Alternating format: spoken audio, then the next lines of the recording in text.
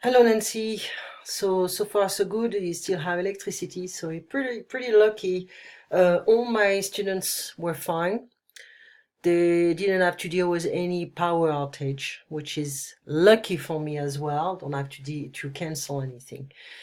So it's currently 10:30 p.m.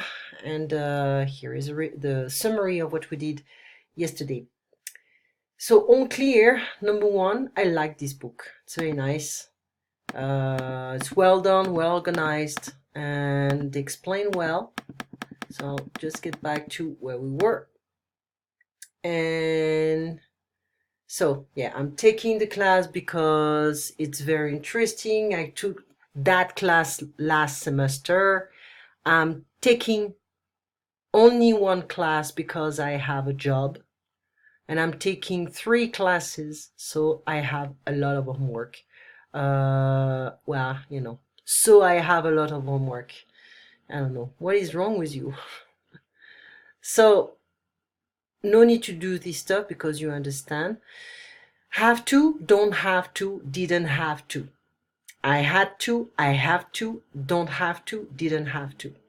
Okay, so we show that something is necessary. After the infinitive to, I have to, we're going to use a simple form of the verb, an infinitive. So, for instance, in school, a student has to go to classes. It's not correct to say has to go. To goes, no, that's pretty harsh here. No, has to go, that's it. So, in school, you have to go to classes, to study, to do homework, to talk in class, or take tests, to take tests. Or before, when I was going to school, I had to go to classes, I had to study, I had to do homework, I had to talk in class, and I had to take tests. A student, he or she, has to go to classes, study, do homework, talk in class, take tests, or had to, this student had to, not anymore, go to classes, etc. So pronunciation, you don't have to say this. You don't have to say this, but many native speakers say, yeah, I, you, we, they, have to, okay? She has to. It's like we don't say has to, we say has to. The O is like a sound, okay? It's so funny because we also say a cat or a cat, okay? Many Americans have difficulties to make up their mind concerning the vowels, especially with a and o, which is a o. It's like a bit like that. So after, okay, after, has to, okay. So it's like a. So students have to go to school. Students don't have to, let's say, they don't have to talk to the teacher. A teacher has to give class, to go to classes as well, or to prepare the classes. And a teacher doesn't have to give homework. Well, they have to. To be afraid of. We know that, when we come back to the dialogue from before, we notice that I have trouble plus ing, and I'm afraid of plus ing. Okay, so we have 2 expressions like that. So afraid of plus a noun this time. We don't have a verb. So we're going to use a plural. I'm afraid of snakes. I'm afraid of horses. I'm afraid of lions. Okay? So use this expression when you are frightened by something or someone. And the past will be I was afraid. You were afraid. You were. Was, were. So we know the contraction of to be in the present tense. I am, he's, she's, it's, we're, you're, there. Negative, I'm not, you're not, he's not, she's not, it's not, we're not, we aren't, you're not, they're not. And negative, I wasn't, He wasn't, she wasn't, it wasn't, we weren't, you weren't, they weren't. It's not easy to pronounce here. So my advice to you will be, if you prefer, you can say we were not, you were not, they were not, we weren't. Because some Americans don't have a good hearing.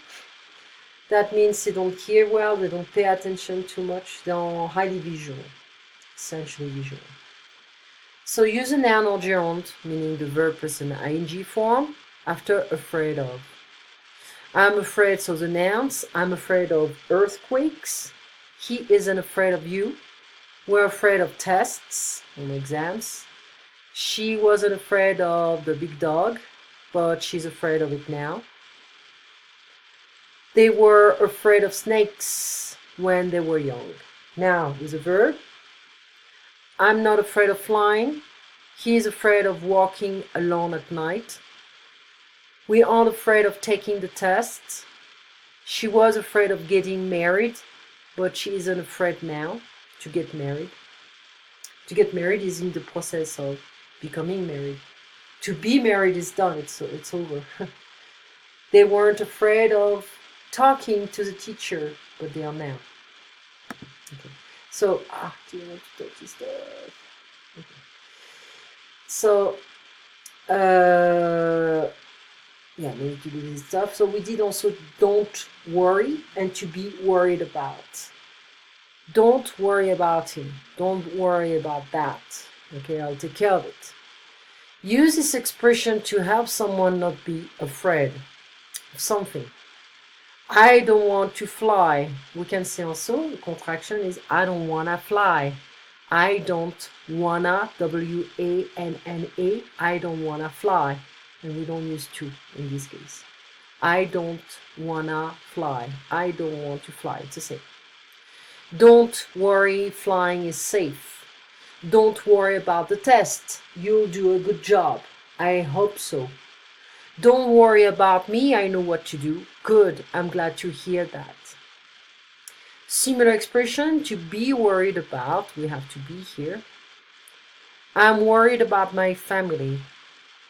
There's bad weather in my country right now. So we're not going to say there is a bad weather. No, because we're talking about the weather here. So it's not a noun or an object. There's bad weather in my country right now. Can you call them? What's wrong with him? We saw what's wrong, what's the matter with, what's wrong with him? He's worried about his class. They are very hard. Okay. And we saw also the expression at the beginning or at the end. At the beginning and at the beginning of. At the end and at the end of. Use this expression when you want to talk about what happened at the start of an event. So at the beginning, at the end. Beginning of the book, so we can talk about the story. I was at a party last Saturday. At the beginning, everyone was quiet, but after an hour, the party was noisy. Was loud, etc. At the beginning of the party, everyone was quiet. And after a while, everyone started dancing. Contrast the opposite at the end. The party was quiet at the beginning, but it was noisy at the end. So at the end of the party, everyone was happy, excited, or full of joy or energy. How do you feel at the beginning of summer? How do you feel at the beginning of summer? How do you feel at the end of summer? Beginning of summer, it's good because it's vacation time. Well, I have less work, but at the same time, we can relax more. There's no school. Don't have to wake up like crazy, and but I have 2 months with no work, so sometimes it's a bit annoying.